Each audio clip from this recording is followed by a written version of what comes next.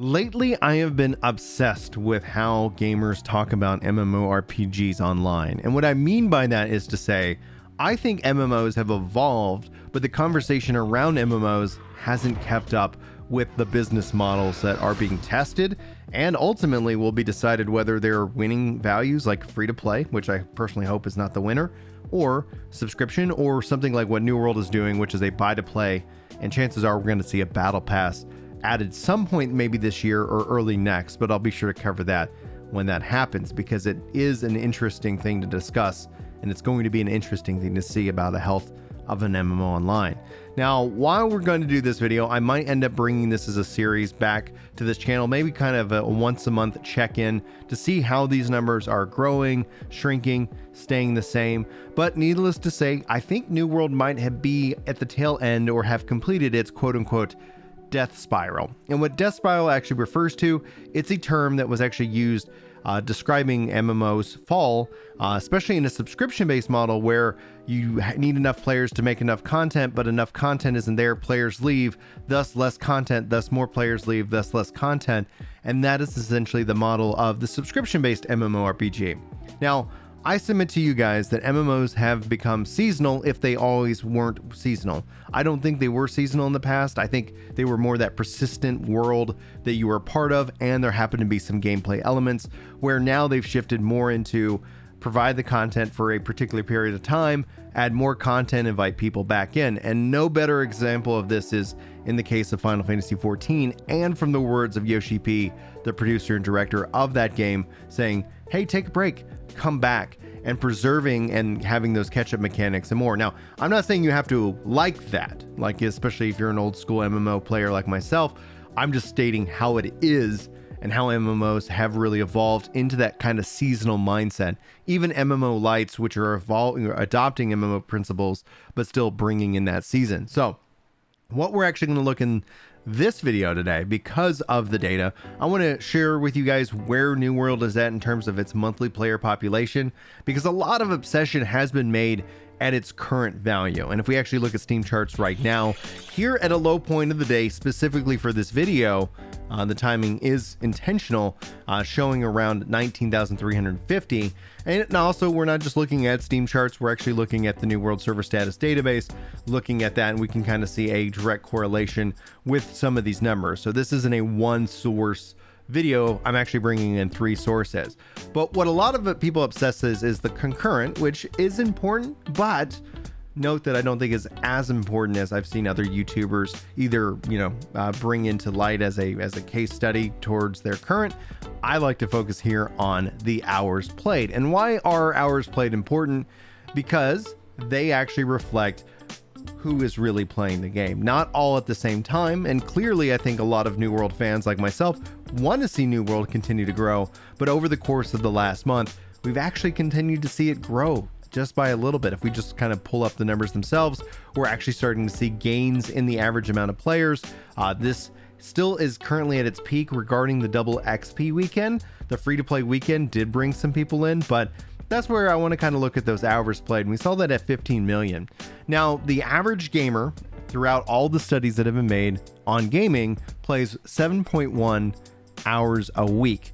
I end up, for the MMO player, add in a couple of hours, kind of putting that around 10 hours a week, roughly 40 hours a month of game time for your MMO. Yes, there are going to be people who play more, but there's also people who end up playing less. And at the end of the day, it all kind of averages out to about 40 hours a week. And with that number, and based off the hours played at the time of this recording, that puts us right under 400,000 active monthly users who are currently playing New World over the course of a month. I think a month is a healthier look because there's all kinds of factors as to why you're not playing while you're at work.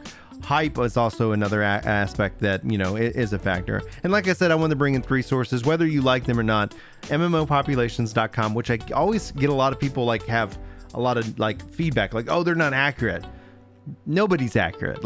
Nobody has the numbers unless you're in the company. And there's a reason that these companies don't release these numbers, because there's actually no value for them, because MMOs are more than a game. They're a community, they're a service. And what, when you see with any kind of death spiral, it could actually service you in a wrong way. If Square Enix came out and said, hey guys, we have less subs today than we did and when Endwalker launched, people would, interestingly enough, panic. And that's just a kind of interesting mental, gamer aspect. It is something that is truly, I think, worthwhile a study, but maybe we'll be able to do that here future or on Ginger Prime in the future. But they estimate roughly, and they call them daily players, which is completely false, but they roughly estimate 418,000 and I would say players this month, which is like, I think maybe this is a placeholder or essentially the player holders so long. But note to say that they're estimating it around 418,000, roughly around the same kind of numbers that I have. In fact, I've actually been waiting to make this video to kind of take a look at those numbers. We've seen them actually kind of go up over the course of the last month, not by much, usually around 4,000 to 5,000 players is what we've seen in all being kind of added as a part of a monthly player base. And so that brings that question to, is this the end of that spiral? Have we hit what we would consider the floor? And that it then brings the ability for them to build themselves up over the course of the next couple of months. And here's really the kicker. What I look at the game at its current state, and I look at what's coming with the April update. April update's not bringing in a lot of content, and we know that already. We've been, looking at the forums, we've been playing the PTR, and at the end of the day, like, it's bug fixes and it's quality of life adjustments that I think the biggest update we've seen so far is 1.5. I think the next big update would be the 1.7, the May update with the PvP reward track, the PvP 3v3 arena modes. I think that's going to see the big, kind of a big spike in players in the long term. Then you have obviously the barnacles and black powder, the summer event, and more that's going to be coming with the party finder system. I think that's going to overall help. And then I think we're going to see kind of the fall. But I think at the core of it, like, obviously I've stated this before, it's whether we end up getting kind of an expansion style system for New World. I do expect that actually to kind of be the big kicker. I think an expansion serves as a way, when we talk about seasons, is to kind of set a reinvitation, a remarketing campaign, etc. We know that there are going to be monthly events bringing here in the future, and all that's going to ebb and flow, and I think it's going to have a very good impact on the community. But I think right now what we're looking at is the ceiling. I do think, the floor. I do think we're going to see kind of a dip in April. There's not a lot of competition, but when we look at things like Lost Ark, which is absolutely crushing it in terms of its active players, despite what you feel about the game and the model, clearly launching with 3 years of content is the right call when it comes to MMORPGs, and that's just never going to happen. So the only function that you can take is to continue to put in the work and deliver the content. So it's going to be an interesting summer. It's going to be an interesting couple of months. That's why I thought this would be kind of a fun series to kind of dive into it while we're starting to see growth. I don't think it's going to be massive growth until we start to see more of these systems and quality of lives.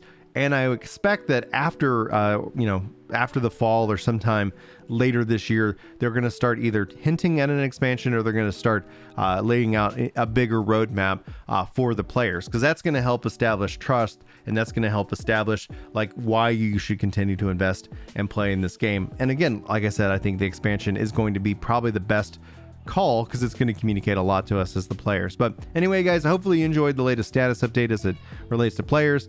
You can hear kids playing in the playroom right now, so I think I'm going to go see what they're up to. Thanks so much for being here. Hopefully you enjoyed this video. Hopefully I'll see you in my next one. But until then, take care.